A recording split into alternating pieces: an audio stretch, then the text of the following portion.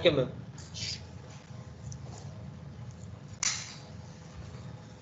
So the distribution, electricity, water distribution plant, process. In process, we can see the process is going on. We can monitor, we can control that process. If there is any error or we want to change according to the input, we can monitor the manufacturing, computer aided manufacturing or flexible fabrication plant. In building also, in heat, ventilation, we can visualize and monitor and can control all the things like power generation, transmission, distribution. So these are the application of PLCs. Most usable PLC in the market. Basically, these are different kind of PLCs manufactured by different companies like Siemens, that is a Germany company that manufacture PLC. ABB, the Germany company that manufacture PLC. Likewise, the Allen Bradley, US company, and Mitsubishi, the Japan company. So these are different kind of PLC available in the market. PLC architecture. Basically, PLC architecture is look-wise same as our computer system. So it has power supply module, input sensing device, means input module, and CPU with memory, central processing unit, and memory, and output module for output load device, and a programming device that is nothing but a PC that need to be required for human controller, human operator to control or to give instruction to that PLC so that the process can monitor and can control. Optical isolation. Why we require the optical isolation in the PLC? Basically, optical isolation is nothing but a process by which an electrical signal can be transmitted by using the light and by isolating the circuit so that it will not be there will be no chance of short circuiting if we isolate by using the optical isolation. So optical isolator prevent the high voltage from affecting the system receiving from the signal. Like in the circuit, we can see a CPU is connected with the input module and the output module. So if we provide an input to a CPU, so it will prevent the CPU from the high voltage. And likewise in the output case, the output optocoupler will save our CPU from the signal reverting from the output. So basically the opto isolator prevents the system from the high voltage from affecting the system that receives from the signal. So we can say it optocoupler, or it can be the photocoupler or opto isolator. Different power supplies are used in the PLC. Basically, power supply module is used to provide rated amount of voltage, current that is required for all the modules. But as per the use in PLC configuration, we say it is divided in two categories: standard type and redundant type. In standard type, the process will stop if the power failure occurs. But in redundant type, if the power failure occurs, process will be unaffected because it provides the backup power supply. As we have used the backup power, so it will the process will be unaffected in the redundant type. CPU module, there are three kind of CPU module: standard type, redundant type, and fail-safe type. Basically, CPU module is central processing unit module, consists of central processor and its memory. The processor is responsible for doing all the necessary computation and data processing by accepting the input and producing appropriate output. And we can see there are three different kind of CPUs are there: standard type, redundant type, and fail-safe type. In standard type, there is a single CPU used. So in redundant type, unlike the standard type, there is two CPU used. One is master and another one is standby. In that case, if the first CPU is damaged, the second CPU will get online and will the process will not be affected. But in safe type, as we have seen the redundant power supply, they are also a single type of CPU is there, but there will be a protecting circuit in there so that the CPU will not be affected. Interface module, that is IFM. Why we require the IFM is to use for communicating PLC with other physical devices. So this is a complete module in which the first module is power supply, second is our CPU, third is IFM. IFM is interfacing module, basically used to interface the CPU with the additional input and output modules. CPU is using with the inbuilt input output module. So IFM is used to provide the we require additional input and outputs that we need to use with the system. So the IFM is required to use the additional input and output to the CPU. Basically, DI and DO is nothing but a digital input and digital output. AI and AO is nothing but a analog input and analog output. And that SM is special memory. That means if we are using the additional input output module, that the memory it will store in the SM, that is special memory. So that memory can be stored in the individual module also.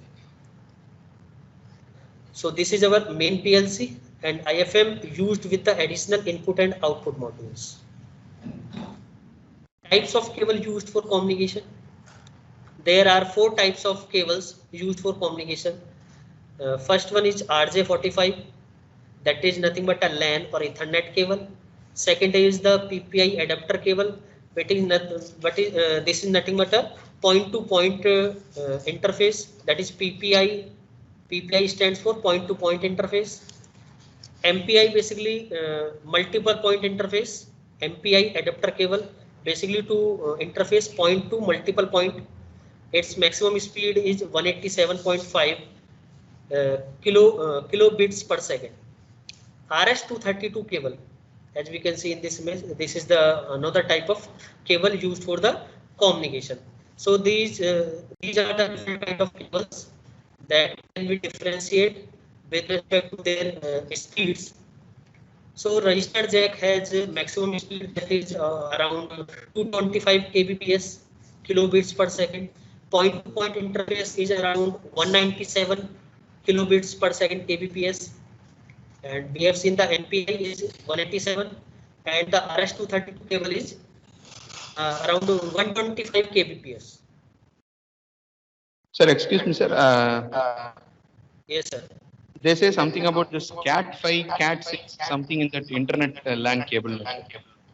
Okay. Yes, sir. Cat. Hello. Yes, sir. Yes, sir.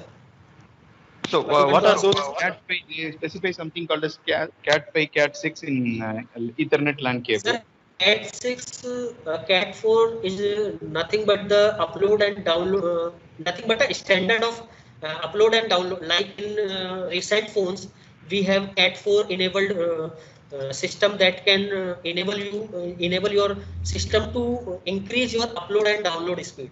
As we have, in India, 4G has been introduced, the Cat4 spectrum has been used so that the upload and download speed will be increased. And likewise Cat6, if we introduce the Cat6, it will increase the speed. It is nothing but a standard. Okay, sir. So RJ45 is another type. Which there is no relationship between this Cat5, Cat6 and this RJ45. Sir, RJ45 can be used with Cat5 cable as well as Cat6 cable. Cat5 cable can be used up to 100 Mbps speed, whereas Cat6 cable can be used up to Gbps, 1000 Mbps tak. So Cat6 cables are superior. Okay, thank you, sir. Thank you. In both cables, we use the RJ45 connector. RJ45 is the specification for this connector on the end of the cable. Okay, sir. Okay. So the connector is what called as that RJ45, and the wire is what I was asking to him. Yes, it is the specification for that connector. Both the female and male connector is the RJ45. RJ45. Thank you, sir. Thank you. So the types of PLC, basically the types of PLC we can classify according to the structure of PLC. Compact PLC and modular PLC.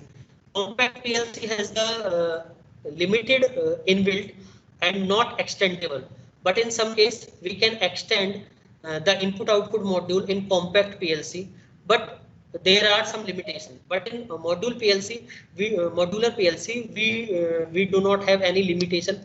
We can use the IFM to add additional input outputs. So if we compare the compact and modular PLC, all the PLC components part comes assembled in one module, that is in compact. Hello, is the screen visible? Yes, sir. Sir, it Sir. is the table types of cable visible. Types of cable, sir, is going on or some other slide? What is going on? Let me. Cable slide is going on, sir. Cable slide is going on. Yeah. You have changed or the same is there? Changed. Maybe it is a network issue. So your voice is also cracking. breaking. It is a network problem is coming from your side, sir. Is the slide visible now? Yes, yes. Difference Yes, between- sir. Yes, sir. Okay.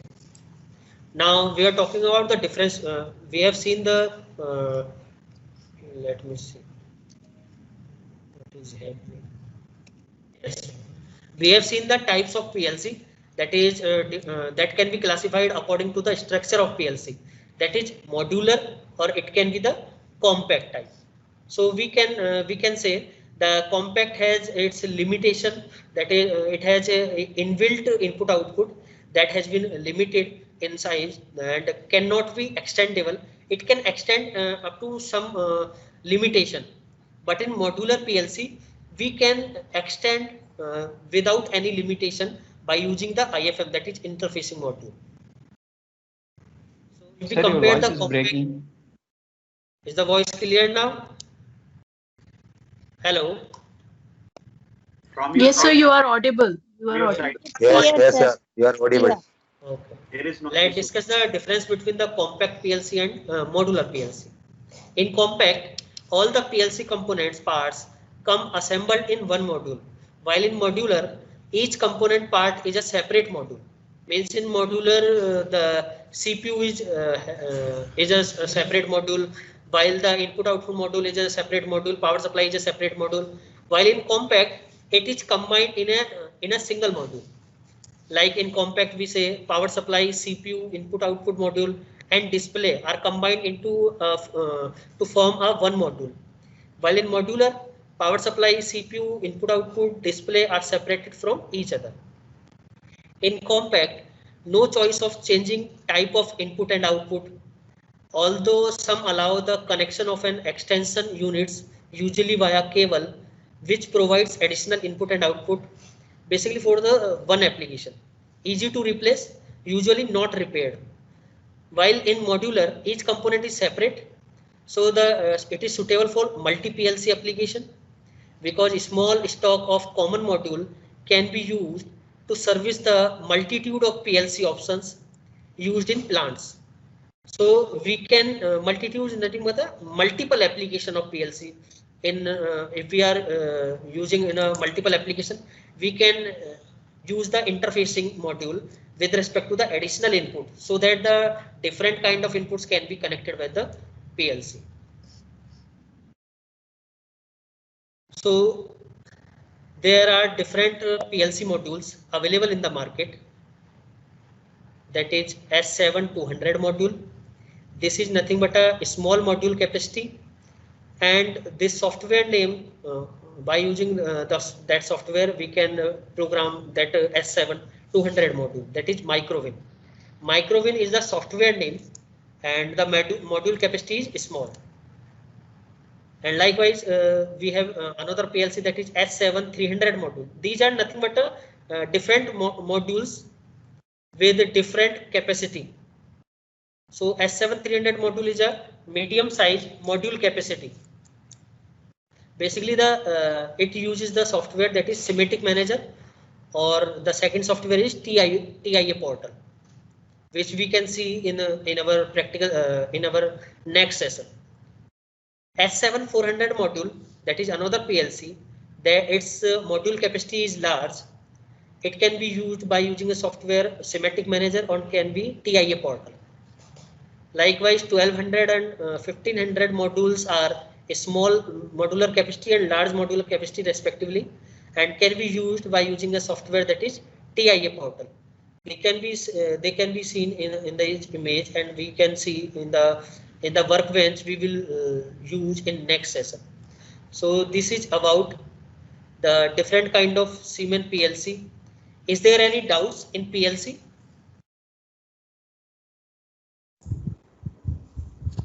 No, sir. Thank you. When we are assembling a robot, right? So this PLC comes along with the purchase from the manufacturer, or we need to buy separately and integrate with the robot, sir?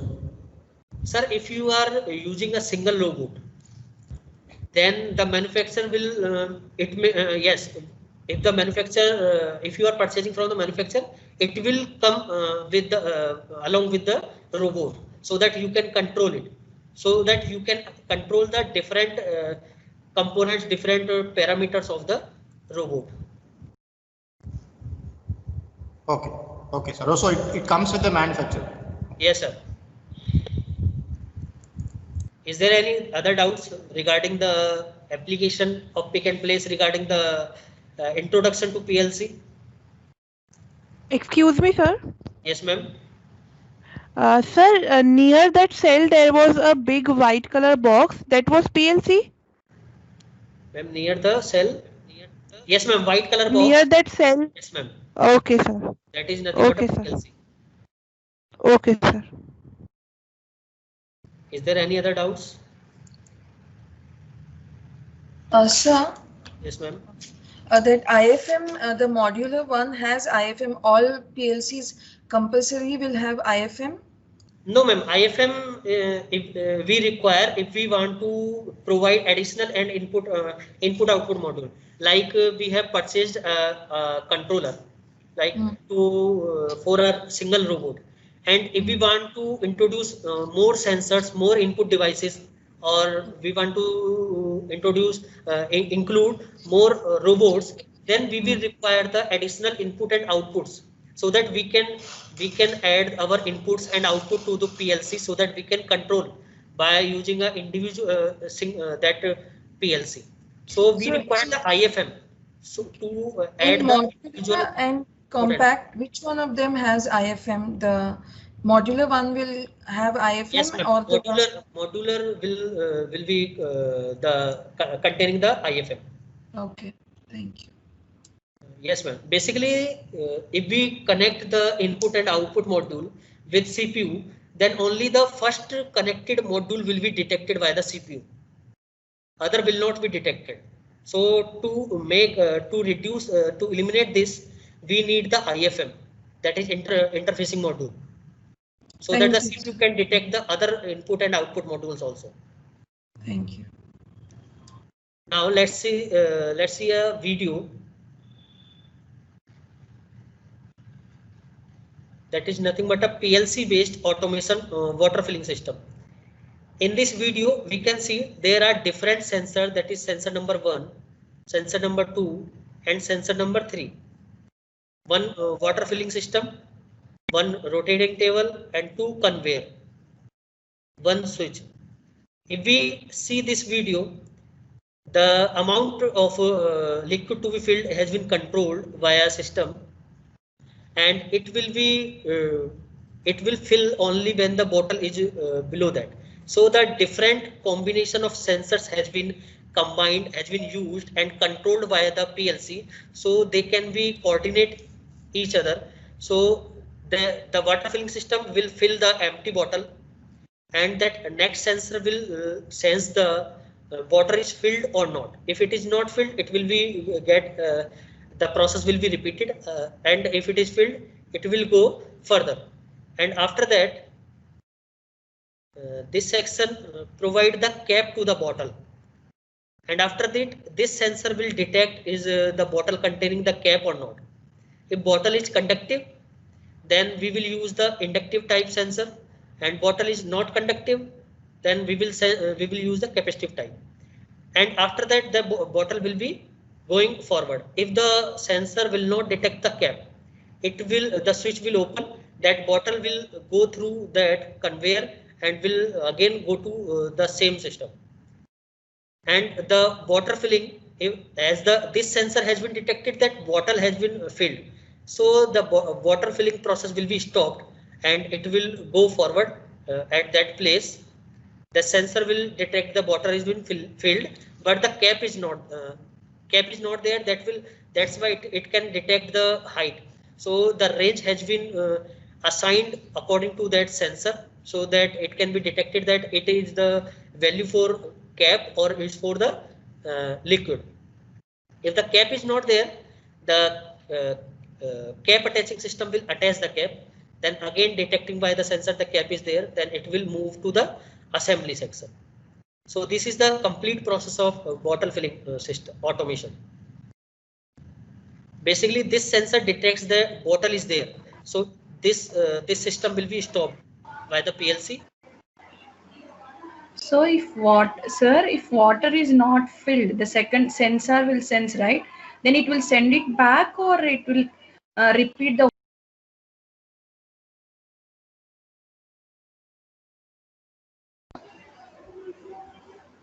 Hello, sir. Some action can be taken. It may be transferred to another conveyor belt. Okay. Means again the complete process will be happening, right? Yes. If it is required, it can be sent back to the initial system, input system, or it can be rejected. Sometimes the bottle is half filled. That bottle can be rejected. Actually, in this process, in this picture, in this video, it is moving forward. If it is not full, I think it can again go for rotation. Reverse rotation. It is not having the reverse rotation, right? It is moving forward. Yeah, so, forward means the placing of the bottle to the tray will not.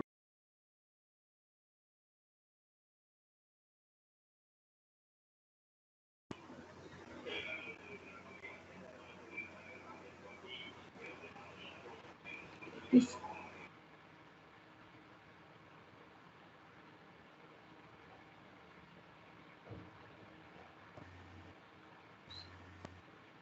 Hello. Hello. Hello, sir. Yes, sir. Am I audible? Yes, sir. Yes. Is there any doubt? Yes, sir. Yes, sir. Regarding the video? The lower sensor is forward, sir. Yes, sir. Yes. This sensor detects if the bottle is not clearing that sensor. That means it detects the cap, and this sensor detects the bottle is filling. If this sensor will reject the output, then this bottle will go through this section, and it will detect the bottle is here. So it will remove for which sensor reject the output. So it will act according to that. Like this sensor rejecting that water is not filled, so it will move across this sensor will detect the bottle is here. The water filling process will fill the water and it will move forward. And if this sensor says the cap is not there,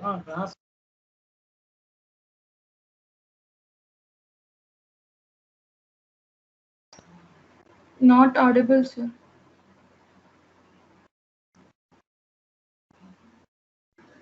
Hello, I think someone mistakenly unmuted me. Hello, I am saying that this sensor that is below the rotating part, this sensor is for if the sensor 1 and sensor 2 is rejecting the bottle. Either like taking an example, if the sensor 1 sense the bottle is not filled, the rotating part will move the bottle here, and this will detect the bottle is here, and the data is water is not filled. Then filling station will fill that bottle and will continue the process. And if the sensor 2 detects the cap is not there, this sensor will detect the bottle is here. then the PLC knows the cap is not there. It will skip the filling process and it will go to the bottle cap section. So this process is nothing but automation water filling project. So these different sensors used so that there will be no error. There will be no chance of getting any type of error in water filling system. Is there any other doubts? Hello. No, sir. No, sir. Thank you. Sir, Yes, ma'am. I didn't get the concept for the other sensor below the conveyor. Basically, this sensor detects if any bottle is rejected due to the sensor number 1 or sensor number 2.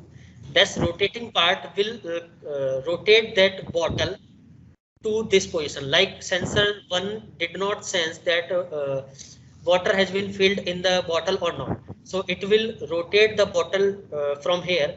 That sensor will detect the bottle is here.